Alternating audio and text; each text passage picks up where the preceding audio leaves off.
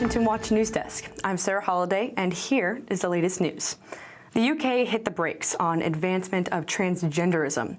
On Wednesday, they said no more experimental drugs in the name of so-called gender-affirming care for minors.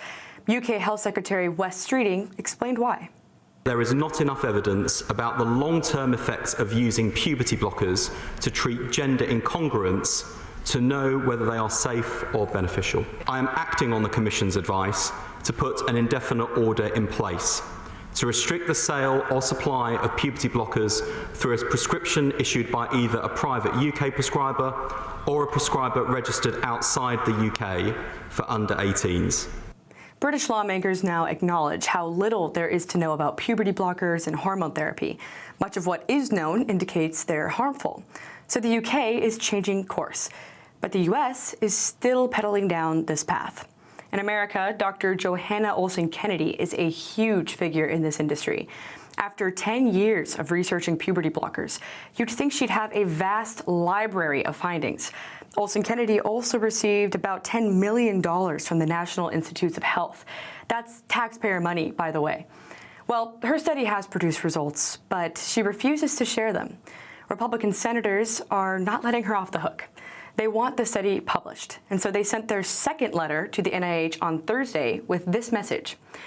To be clear, we oppose taxpayer funding going toward gender transition interventions for minors, but taxpayers have the right to know the outcomes of the research they fund, particularly when the intervention studied has life-altering impacts. No response yet, but who knows? Maybe Britain's recent changes will inspire change here, too. Even if the puberty blocker research isn't going anywhere, FBI Director Christopher Wray is. He announced his resignation this week as the head of the nation's police force. After weeks of careful thought, I've decided the right thing for the Bureau is for me to serve until the end of the current administration in January and then step down. And in my view, this is the best way to avoid dragging the Bureau deeper into the fray while reinforcing the values and principles that are so important in how we do our work. Now, it should go without saying, but I'm going to go ahead and say it anyways. This is not easy for me. Maybe it wasn't easy for Wray, but President-elect Donald Trump is elated. His response was that the resignation of Christopher Wray is a great day for America. Trump appointed Wray during his first administration. Over time, the relationship turned sour. Experts suggest certain events may factor in, such as the 2020 election, the Mar-a-Lago raid, and the investigation of the assassination attempt on Trump in July. Trump was not happy with how Wray handled those cases. The director plans to stick out the remainder of the Biden administration, but that may have been all the time he had anyway, as Trump said he planned to fire him. One last order of business involves Luigi Mangione, the alleged assassin of United Healthcare CEO Brian Thompson. The investigation is still hot, but Americans have not been silent. Some have even celebrated the assassination. I do believe in the sanctity of life, and I think that's why I felt, along with so many other Americans, joy, unfortunately, because it feels like... Seriously? I mean... Joy in a man's execution? Maybe not joy, but certainly not empathy. I take that back. Joyful is the wrong word, Piers. You think? But I said, as I clarified, you think? yeah. You think joyful is the wrong word? Yeah. Sure, I'd say it is. Vindicated, celebratory, because, again, it feels like justice. Some feel vindicated that a husband and father of two was murdered. But many Americans don't feel this way. Here's what Clay Travis from Outkick said about it. This was a cold-blooded murder that we were all able to watch. You can be upset with a larger societal issue. It does not justify murdering people because of it. Two very different perspectives at play. And those are today's headlines. I'm Sarah Holliday. Up next is Washington Watch with host Tony Perkins. We'll see you tomorrow with more news.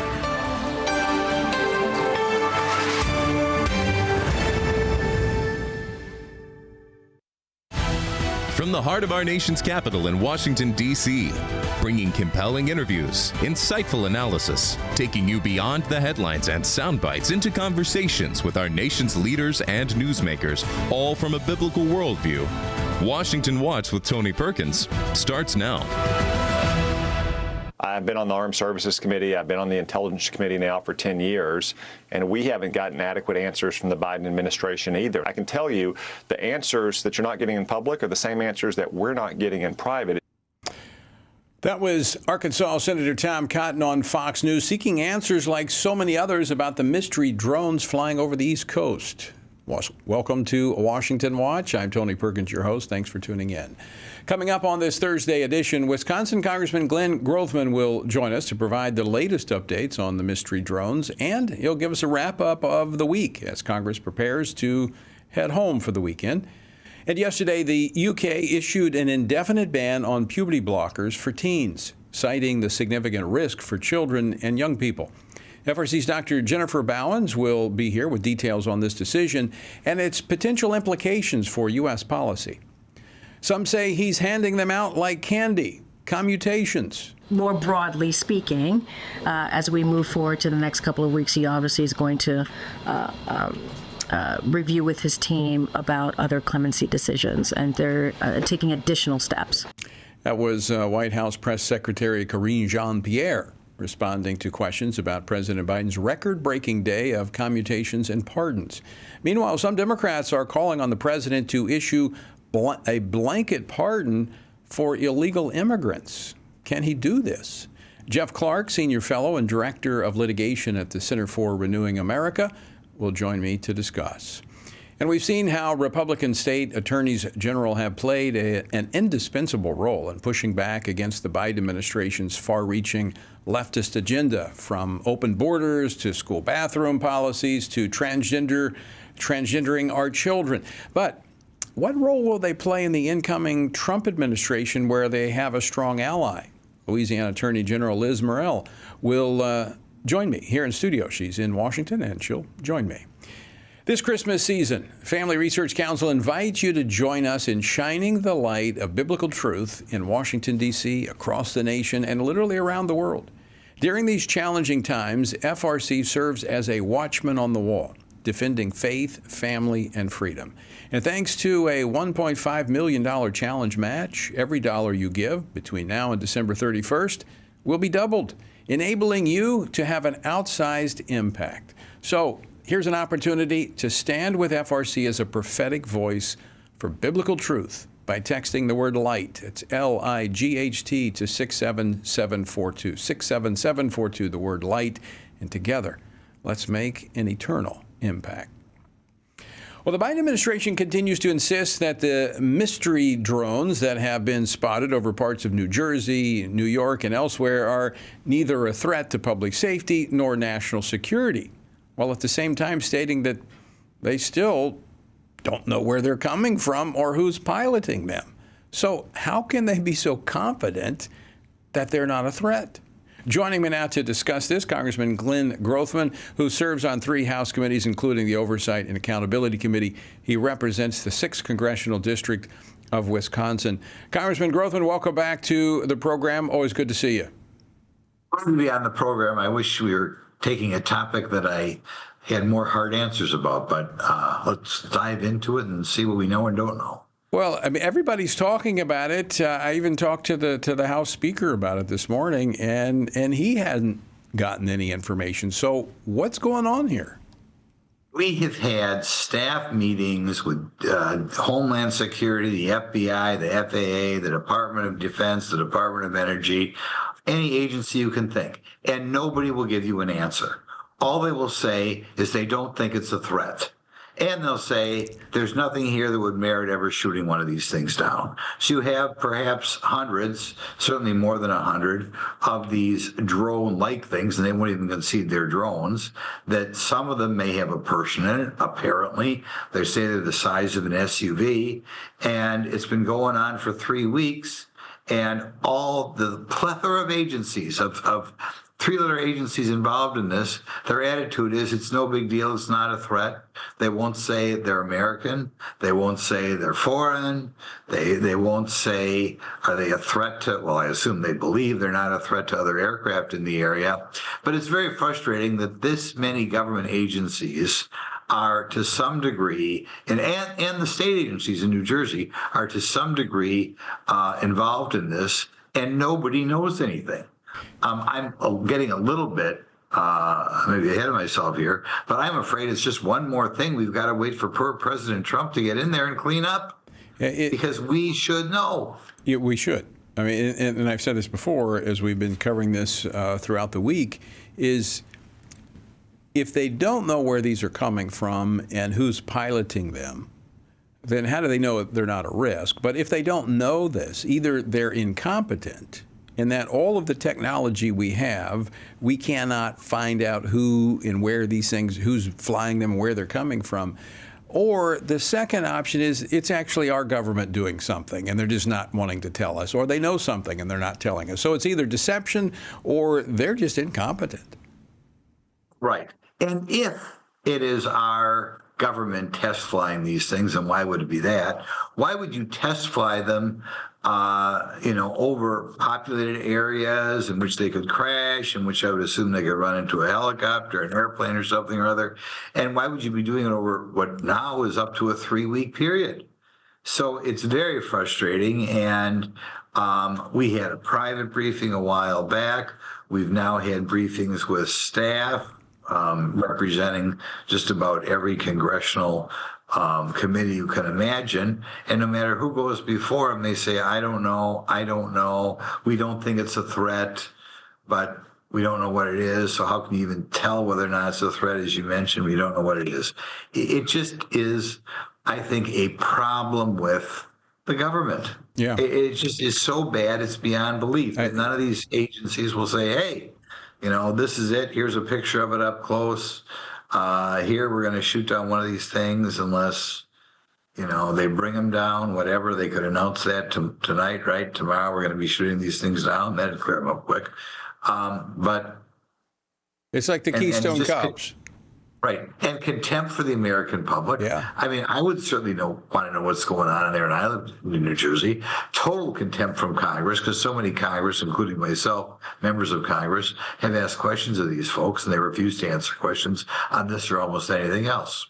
Well, considering how the Biden administration handled the Chinese spy balloon, I'm not surprised by anything. It just seems the doors are open. Of course, the southern border is open for invasion, so why not the East Coast to drones? Hopefully, I'm sure if we look, the people in charge of this are diverse. So yeah, true. Let me ask you this final question on this topic: is there some expectation that next week, when you return, before we get to the Christmas break and Congress adjourns, that we'll have some answers? I would be surprised. It seems like they're beyond embarrassment. I mean, if you worked for any one of these agencies and you were listening to this and all the news media are asking questions about this and all they can say is, after 3 weeks of this, I don't know. I mean, they look like complete fools. On the other hand, they look complete fools today, and it hasn't caused them to say anything. I guess it comes down to the degree to which I think the national media keeps this story going, which they should, and see whether there's any shame in them whatsoever, and they tell us what they are. Because how could you not know what they are by now? Big as an SUV, flying all over the place, 100 miles an hour. Like I'm saying, wouldn't you by now know? If we don't know, we have a serious flaw in our defense system in terms of allowing something this size to fly into across our eastern coast border. Well, this is why we don't like government doing anything except for our defense, where we have no choice but to lean on the government. But it's just further evidence that the government can't get anything right. And the utter contempt for all these appointees of the Biden administration for the public, right? Yeah. They don't care. We don't care if we look like fools. We're not going to tell the people what these SUV-sized things are flying over their house. Well, you mentioned the national defense, so let's switch gears for just a moment. Yesterday, the National Defense Authorization Act passed the House with bipartisan support. There were some good things in it. There were some not so good things in it. There were some bad things in it. But all in all, it had broad support. Your thoughts? Well, I mean, you kind of have to vote for it because we've got to keep the defense going, and it'd be worse if we had more Democrats voting for it. Be that as it may, I think we're doing a bad job right now. I think we're buying stuff that in this era of missiles, this era of drones, it seems like we're preparing for the last war. And by the last war, I mean even World War II. I'm continuing to be disappointed. They build these big aircraft carriers. Nobody can tell me in this day and age that against a real military, China, Russia, even North Korea, that these big, relatively stationary military platforms are not exceptionally vulnerable. So I plan on voting for it, but I'm very disappointed in the military, somewhat disappointed in the committees that came up with this product, and that we continue to spend huge amounts of money on relatively static platforms, and our country is more vulnerable all the time to things like an attack on our electric grid. I think Congress has done not really as good a job as they should have done, but I know, these ships and other things are made in congressmen's districts, and some people feel that, bringing home the bacon is, I guess, well, like I said, I would write a different bill if I was writing the bill. Well, let's talk about going into the 119th Congress, as you made reference to President-elect Donald Trump. Do you have expectations that we're going to see significant changes in actually addressing some of these issues, with Republicans having a working majority in the Senate, not having the 60 to breach that 60-vote threshold, and having a very slim margin in the House, but nonetheless having the House, the Senate, and the White House? Do you have high expectations? Well, it's got to be high expectations, because this may be the last time as a country we get all three. And you're right on a lot of bills, because we don't have 60 votes. We won't be able to pass them. But through reconciliation, we can do a lot of good things. The question is whether we will. Me, on a personal level, I think the country really has never recovered fully from the Great Society in the 60s, in which the government may be giving $15,000, $20,000, $30,000 to a young mother to make sure she's not getting married. And we've gone from about a 5% rate of Americans born without a mother and father at home to over 40%. So we've really devastated the American family by what Lyndon Johnson did. I think it's time for the Republicans to take a whack at that figure and try to encourage more two-parent families. That's what I'm going to be looking for over the next few months. I wish more Republicans would make that a priority. I wish our conservative and Christian press would make it more of a priority to get rid of these programs that are basically keeping the men out of the family. Right. Well, you get more of what you pay for, and that's what we've been paying for, and guess what? We get more of it. We'll join you in that effort, Congressman Grothman.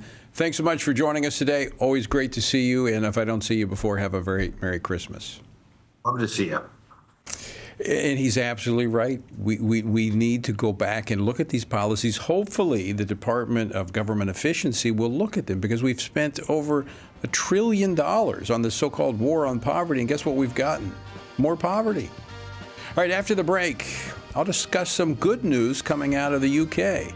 Stay tuned. Dr. Jennifer Bowens joins me here in studio. The throne of Jesus Christ is unchallenged. His name was never on the ballot to begin with, and it's never going to be on the ballot. He's the King of Kings, and he's the Lord of Lords, and nothing's going to change that. And so our mission stays the same. Preach the gospel, make disciples, get ready for heaven. In the meantime, that we're to advance the concerns of the kingdom of God here on earth. America has entered a critical and vulnerable period from now until January the 20th. Join Family Research Council for Operation Prayer Shield, a 10-week prayer initiative for our nation. From now until January 20th, our country faces global challenges, a transition of leadership, and a lame duck session of Congress. This season calls for heightened spiritual vigilance, discernment, and prayer. Text the word SHIELD to 67742 to join us. You'll have access to prayer points, scripture, prayer calls. Text SHIELD to 67742. Unite with us and pray for our nation. Let's not be discouraged. Don't lose heart. Don't lose the faith. Stand now strong, because the Lord has given us the great privilege of living in a time when our choices matter, when our lives matter, when our courage matters. So let's stand together and save this great country. God bless the United States of America. The American Republic has a freedom like no other. It has roots in the scriptures, far more than any other heritage. And if we as followers of Jesus and conservatives don't defend it, who will? Neutrality is not an option. There are many Christians who believe that if we just keep our heads down, if we just don't say the wrong thing, that somehow we will come out of this unscathed. You're naive if you think that, because what they want from us is not our silence. What they want from us is our submission. Part of the dilemma of Christianity in our generation is that we've relied a little too much on human wisdom and human reasoning, human strength, human resource, and we've relied too little on the power of God and God's ability to open doors that we can't open and do things that we couldn't even hope to begin to do. This may not be an easy task, but we are living in a moment of challenge, but also of great opportunity. And we know, always, that we are not alone, that His Spirit empowers us and protects us, and that He can do the unimaginable. Dobbs, after all, was never supposed to happen. Father, we thank you. You have entrusted us with this moment in history, and I pray that we would be found faithful, and that as a result of our faithfulness to you, that thousands, millions would come into the kingdom as they would experience the forgiveness of sin and the new life that is found only in Jesus Christ. Amen.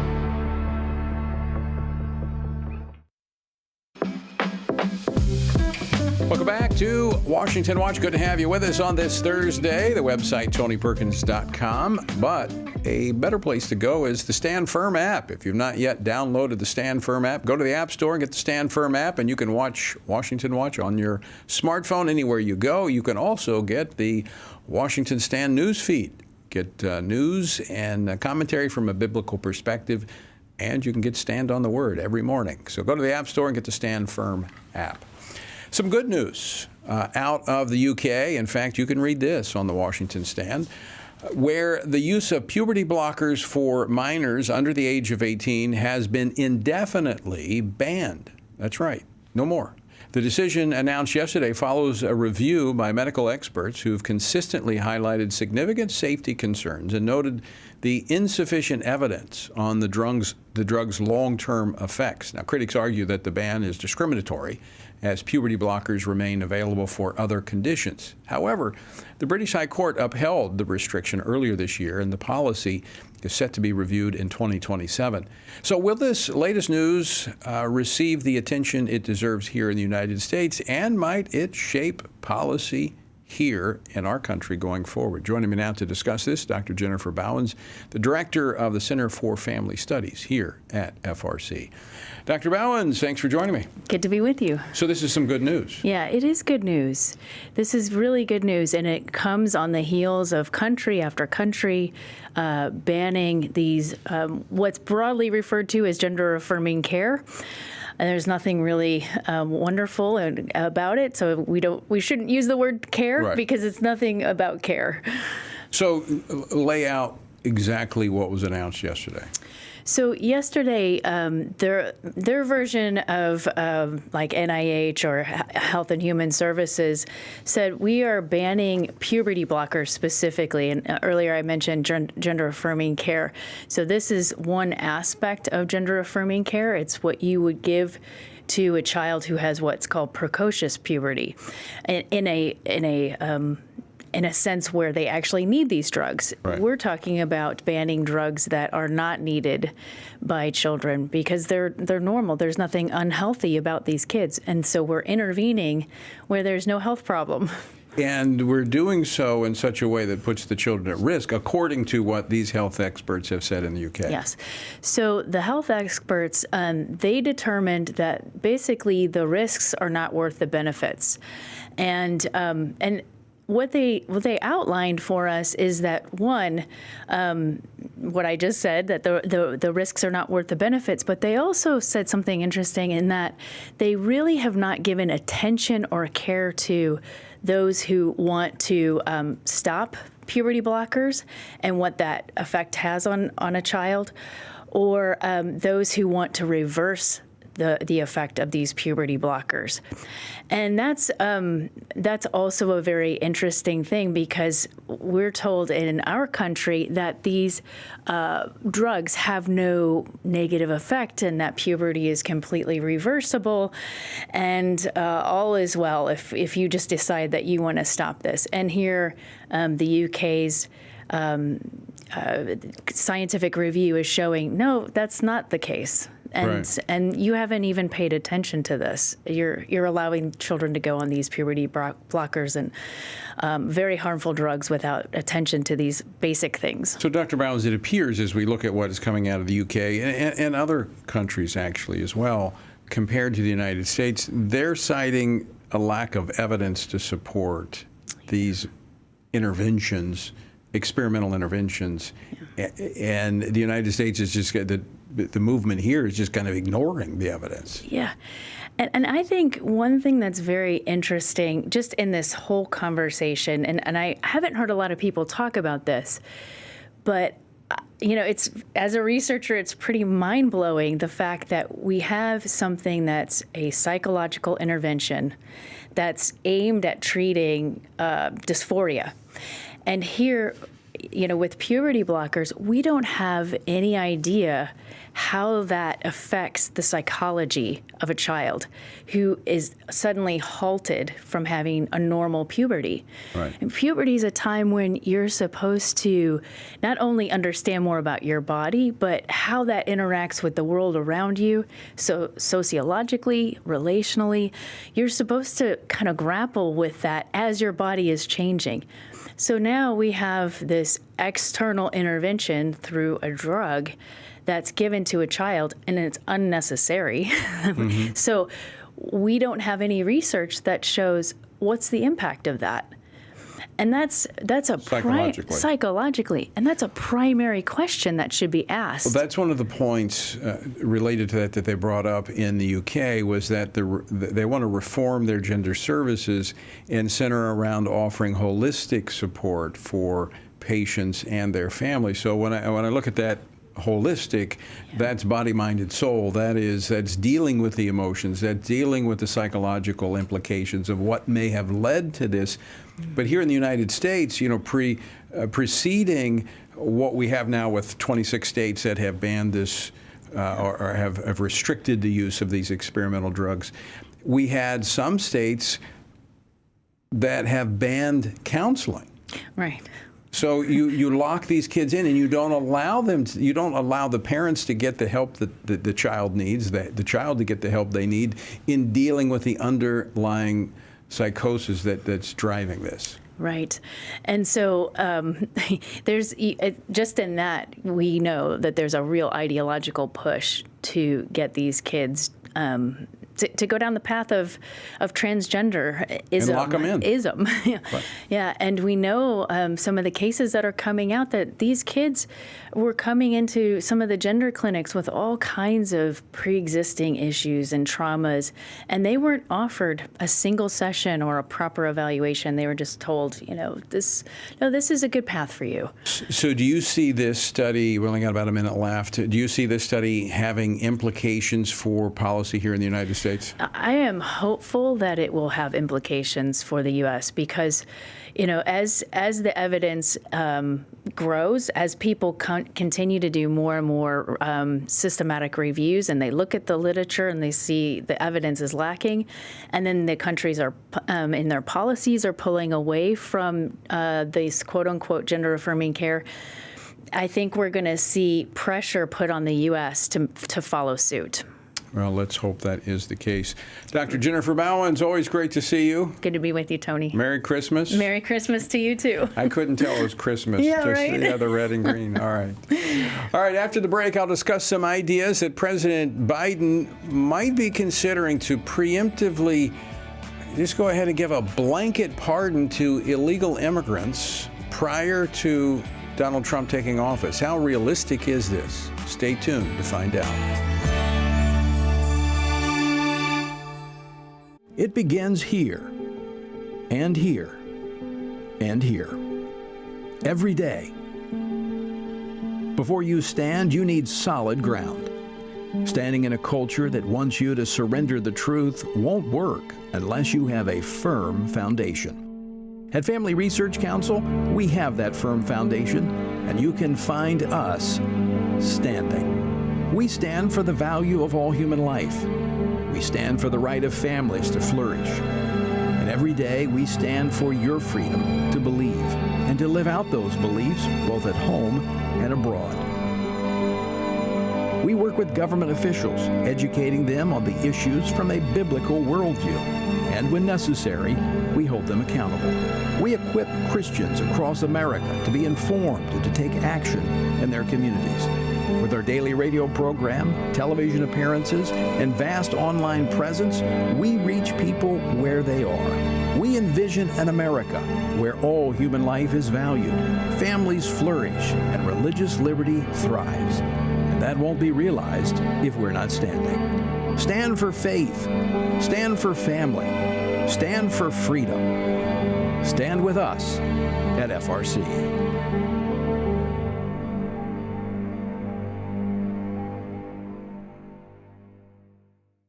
Did you know there are many faithful Christians on Capitol Hill fighting alongside Family Research Council for faith, family, and freedom? Download the Stand Firm app today to view the latest video series from FRC, Defending the Faith, Profiles in Leadership.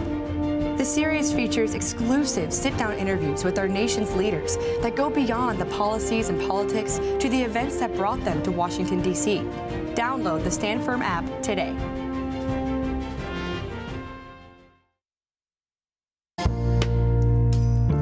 Welcome back to Washington Watch. Good to have you with us. Well, earlier today, President Biden announced that he is commuting the sentences of close to 1,500 individuals who were placed on home confinement during the COVID-19 pandemic. And he is also pardoning 39 individuals who were convicted of nonviolent crimes. Now, together, these actions represent the largest single-day grant of clemency in modern history. And he's not done. There's more to come. And one of the questions being asked is whether he will give ear to Democrats who are encouraging him to issue a blanket pardon for illegal immigrants before he leaves office, or perhaps take another action to preempt President-elect Trump's mass deportation plan.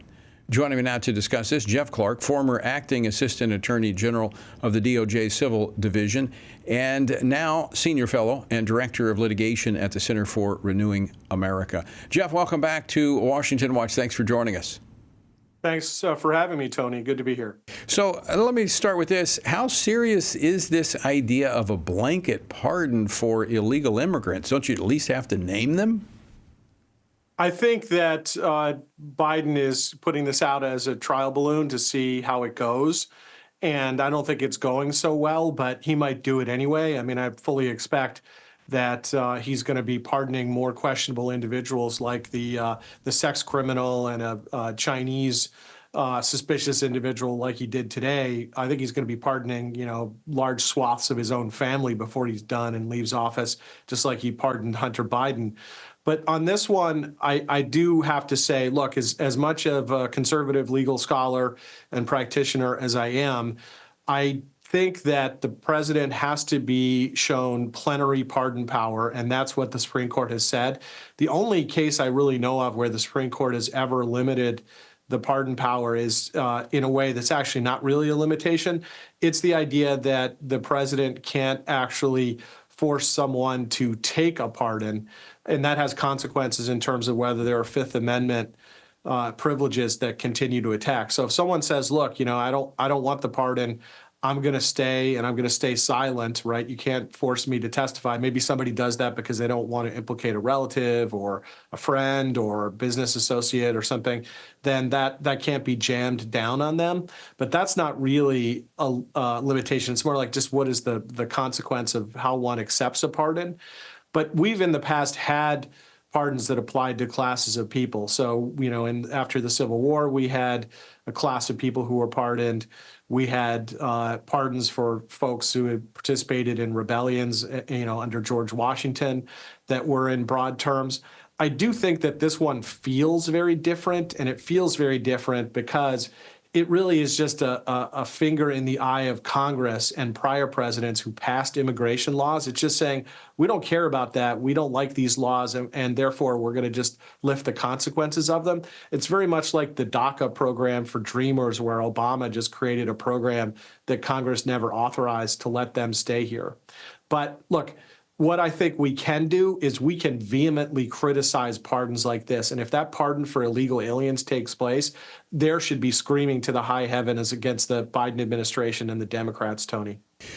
So, Jeff, you made reference to the pardons that were issued after the Civil War that were given to former Confederate soldiers and others that laid down their arms, no longer combatants. These are folks that, we don't even know how many are here. We don't know how many, we don't know who they are. We don't know their name. They're not here legally. They're not American citizens. I mean, this would be unique. What would this look like if President Biden were to do this? It would create an administrative mess, which is, I think, what you're getting at, Tony, right? You'd have to be someone who was here at the time of the pardon. It wouldn't have prospective effect or continuing effect. And so, if someone got apprehended and they said, hey, look, I got pardoned, you can't bring criminal charges against me under U.S. law, that person would have to show they were here illegally at the time Biden pardoned them, right? And maybe they can't show that. That, I don't think, would invade a presidential pardon power, but it would create a logistical nightmare for the immigration courts and then the federal courts that sit in judicial review of those administrative courts. But, okay, so they were pardoned for the crime that they committed by coming into the country illegally, but if they're still here and they don't have a green card, they don't have any, they're not taking any action to become a legal citizen. I mean, can they stay in that status forever? That's a very good point. I mean, certainly if you get a pardon for a crime, but it is a continuing crime, then, at the point you continue it after the time that you've gotten a pardon, you're engaged in new unlawful conduct, and that would be itself a very unique legal issue to see litigated. If you were smart, you would self-deport right before President Trump took the oath of office, saying, well, they can't come after me later, and if I try to come in through a legal port of entry and apply for citizenship, they can't hold against me that I had previously been here illegally. But I suspect a lot of people will just try to go on as they were before, and if they keep engaging in criminal conduct, I don't think the pardon like that, if it happens, is going to protect them. All right, we just got a minute left, Jeff. But if Biden were to do some of these things, are Trump's hands then tied? His administration unable to undo any of this? Well, I don't think that stops the president from using civil remedies and the physical remedy of taking them out of the country, ejecting them. So that remedy Biden can't take off the table. It would just be the criminal consequences of their violations of federal immigration law. All right. Jeff Clark, thanks for joining us. Great to see you. Appreciate your insights on this. Thanks a lot, Tony. And folks, another reminder why we need to be praying for what is transpiring right now in our nation during this time of transition from the Biden administration into the Trump administration and globally, as we're seeing almost every day. So if you'd like to join the prayer effort, text the word SHIELD to be a part of Operation Prayer Shield. Text SHIELD to 67742, 67742. The Attorney General of Louisiana, Liz Murrill, joins me next. Don't go away.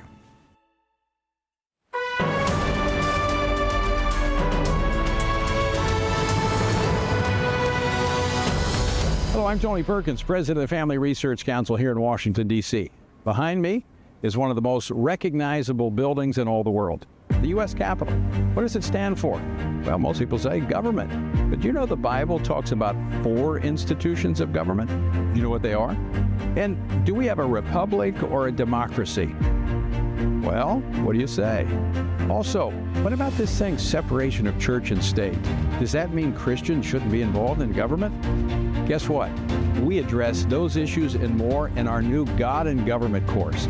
I invite you to join us to see what the historical record and the Bible has to say about government. Join us for God and Government.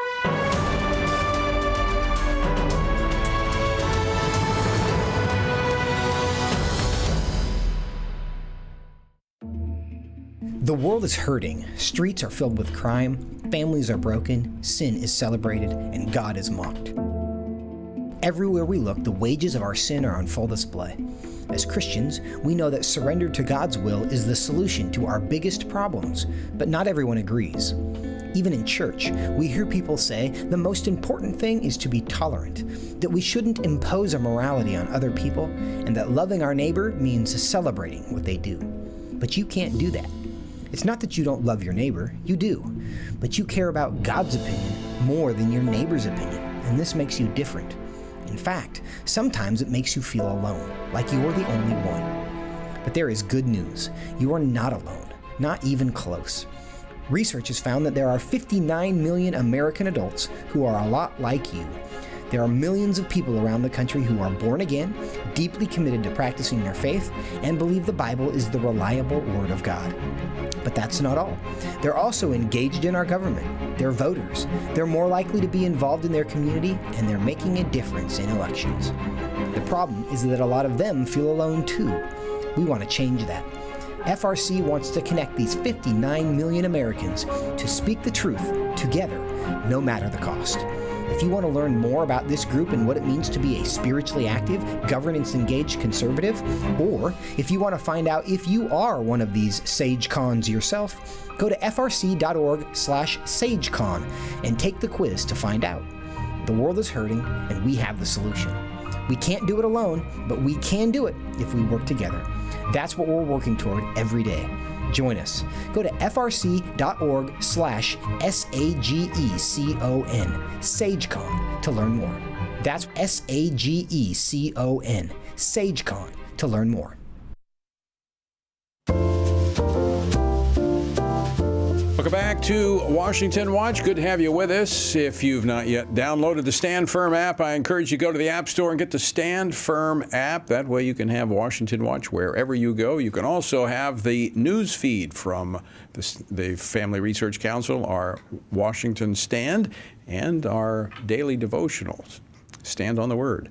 Speaking of that, our word for today comes from Isaiah chapter 32. Rise up, you women who are at ease. Hear my voice, you complacent daughters. Give ear to my speech. In a year and some days you will be troubled, you complacent women. For the vintage will fail, the gathering will not come. So what does this mean? Does it have implications for us? Well, the principles that we can draw from this are as follows. We live in a time of great prosperity. Most middle-class Americans live better than royalty of ages past. And I'm grateful for the abundance we enjoy as a society, but we must guard against becoming intoxicated with the blessings of our nation's past obedience. We need to be sober-minded about the future and follow the Lord and His teachings. We should be content with our needs being met and not perpetually pursuing our wants. This is one of the greatest challenges that individuals and nations face, persevering through the blessings that come from following God. We must be intentional and disciplined in our pursuit of the face and not just the hand of God. To find out more about our journey through the Bible, text Bible to 67742. That's Bible to 67742.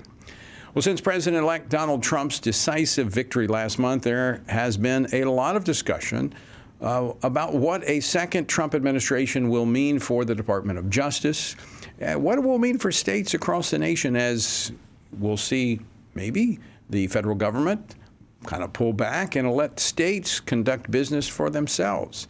Now, one of the things we saw during the Biden administration is that we saw state attorneys general across the country, Republicans.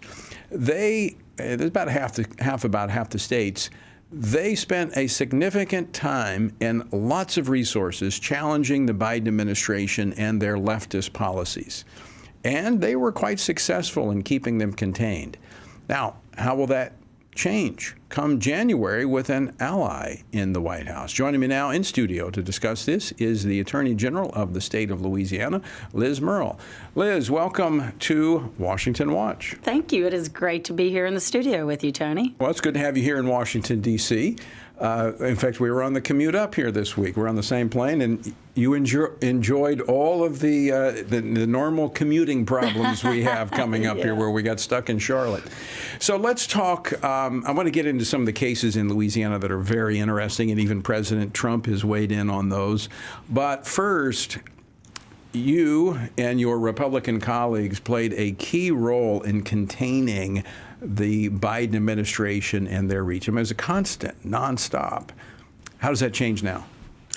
Well, certainly we're not going to have to sue the federal government quite as much. I don't think it means that we don't have to sue them at all, because a lot of these rules have gone into effect, and we still want to block some of the rules that did go into effect that lawsuits may not be pending on yet. So it doesn't mean that that part goes away, but it does mean that we have an ally in the White House who sees the kind of regulatory power and regulatory overreach the way that we do. And so that we can kind of take advantage of that, go in and talk to them about some of the pending lawsuits that we still have that are open, and see about how we can settle those and close those out, and what that looks like. You know, it may be settling cases. It may be repealing rules that are in place.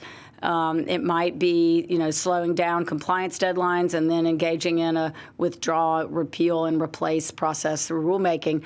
We don't anticipate that the need to litigate and defend those actions is going to be any less great than the need for us to sue on the rules that we challenged in the first place. So you will actually play a role in helping the Trump White House deal with some of the cleanup that's necessary for the agencies that are still operating under the rules left behind. We will, 100% we will. And, I think I've spent some time already working with my team to identify, go back and look at all of the open cases that we have. We had a lot of lawsuits on energy policy. We have one of the large coalitions that sued on the Title IX rules. Right. So there are a lot of things that we want to sit down and talk to them about and see, what can we do, how fast, how quickly can we do it. Some of those actions are going to be more complicated and take a longer time than others, but we want to do everything we can to help them be as successful as possible. Now, the positive steps that the Trump administration takes to advance good policy is now going to be challenged probably by some of the Democratic attorneys general across the country. But you'll have the Republicans will play a role in that as well, will they not? Well, we will, and we've kind of been through this drill once before. The Democrat attorney generals will do the same thing that we did when President Trump was president before, and they will generally file the lawsuits, and then we will come in as interveners in a lot of those cases and help defend the rules and explain why new action is necessary and appropriate. So it's not going to slow down. No, it's not going to slow down at all. But we may see more victories in playing a little more offense than defense. Look, there is no doubt that we are much better off now with having a friend in the White House. That there's someone that we can talk to. I believe that the policies of this administration are going to, by nature, they're going to revert to being more friendly and respectful of state sovereignty. The Biden administration absolutely was not. I mean, they wanted to remove power from the states, concentrate power.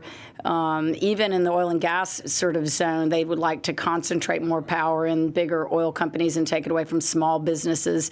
All of that is destructive to democracy. So I think that we've got an administration that believes that democracy will survive in part by preserving the structure of our Constitution that respects 50 states that all have the ability to make different policy for their own people. All right. I didn't tell you I was going to ask this question, but you're good. You can think on your feet. Before becoming Attorney General, you're Solicitor General, and you argued many cases in Louisiana, and you took one of the cases all the way to the Supreme Court. 5. Well, the one that I want to actually about 9. But, one I want to focus on because I did the initial legislation Mm-hmm. that was built upon over the years, and that was the Abortion Clinic Regulation Yes. Act. You took that all the way to the Supreme Court prior to Dobbs. We didn't prevail in that case, but we were. I think that played a role in setting the stage for Dobbs. Oh yeah, I agree with you. I mean, I explain it often as we loaded the bases and Mississippi was able to kind of make the home run. Right. But it takes time in Supreme Court. In the world of Supreme Court litigation, you kind of have some layups before you actually get the ball in. And so I think that is by nature. It's by design that they move slowly and incrementally. And when they're reversing precedent like that, it's stepping stones. It is. To get to there. My point, and you have, Louisiana's a pro-life state. Right. Our laws are pro-life. You're pro-life. We've worked together on a number of things. There's an issue with the current FDA and mifepristone, the abortion pill, because Louisiana's a pro-life state. We have laws that say that we're going to protect the unborn, but that's being violated by the FDA. Yeah, there's a lot of problems with the way this administration has handled it. It started in COVID. It started when, they took advantage, and I would say, the pro-abortion organizations like Planned Parenthood took advantage of the opportunity to go in and remove some of the protections that existed, like the REMS protocol that had previously been in place for mifepristone.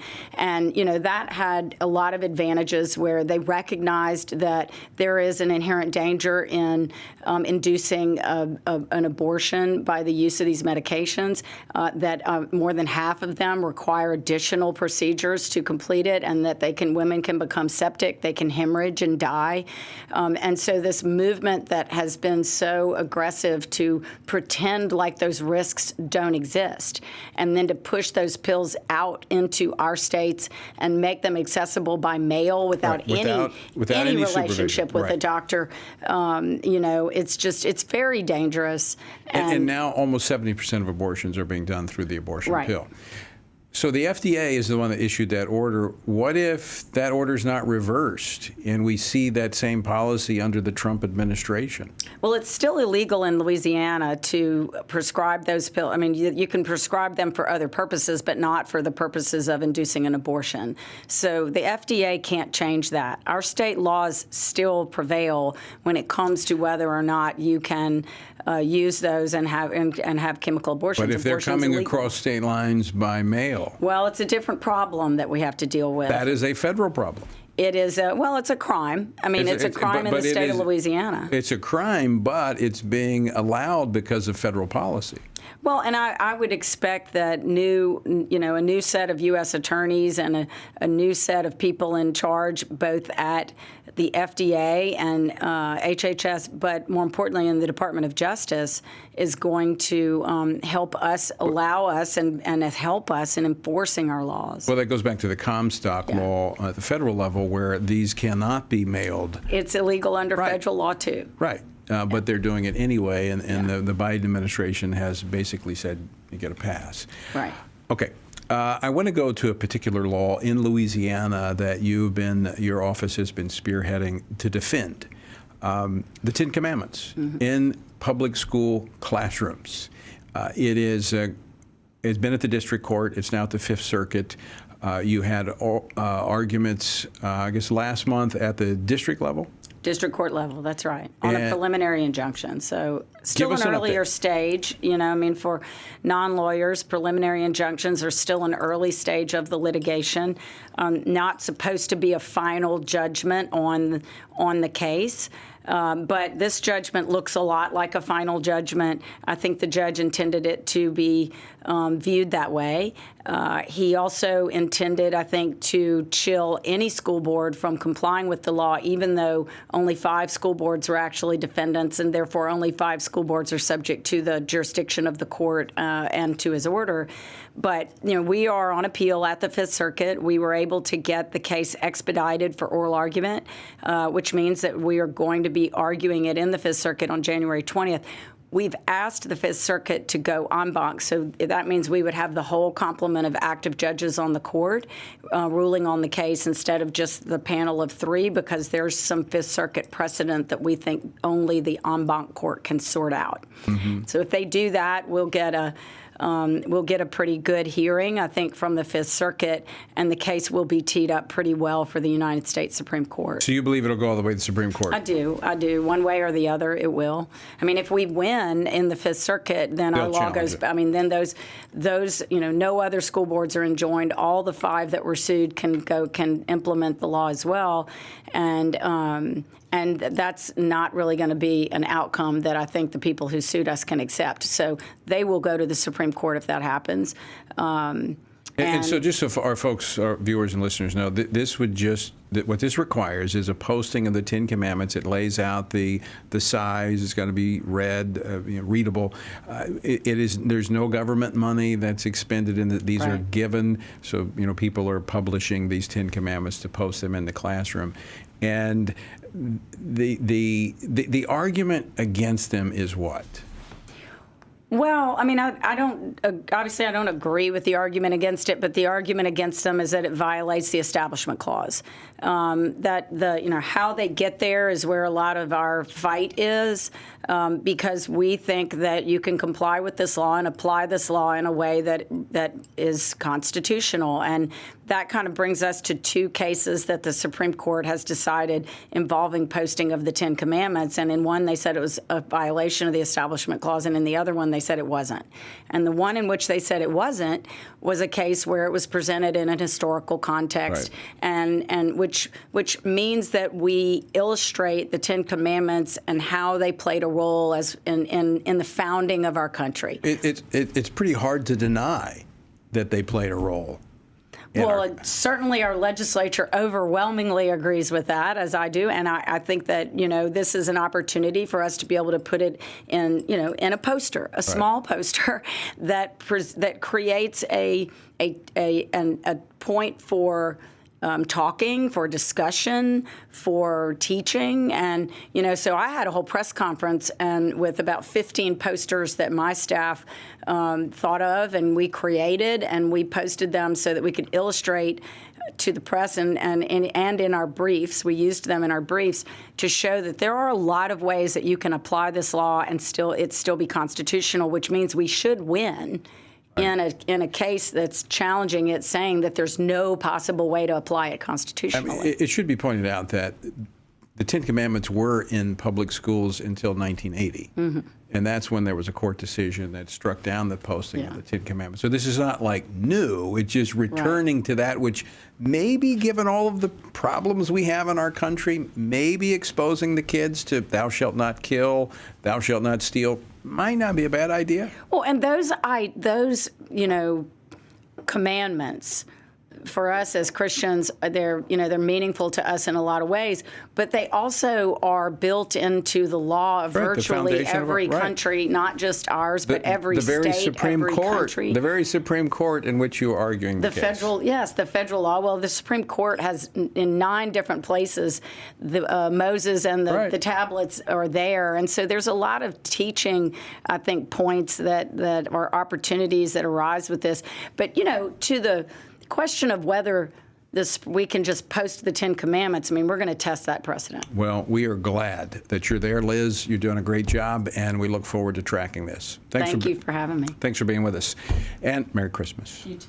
Folks, thanks for joining us today. We're out of time, but I want to encourage you to, once again, look to the encouraging words of the Apostle Paul in Ephesians 6, where he says, when you've done everything that you can do, when you've prayed, when you've prepared, and when you've taken your stand, by all means, keep standing.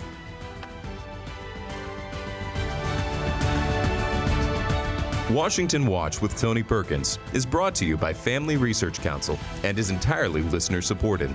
Portions of the show discussing candidates are brought to you by Family Research Council Action. For more information on anything you heard today, or to find out how you can partner with us in our ongoing efforts to promote faith, family, and freedom, visit TonyPerkins.com.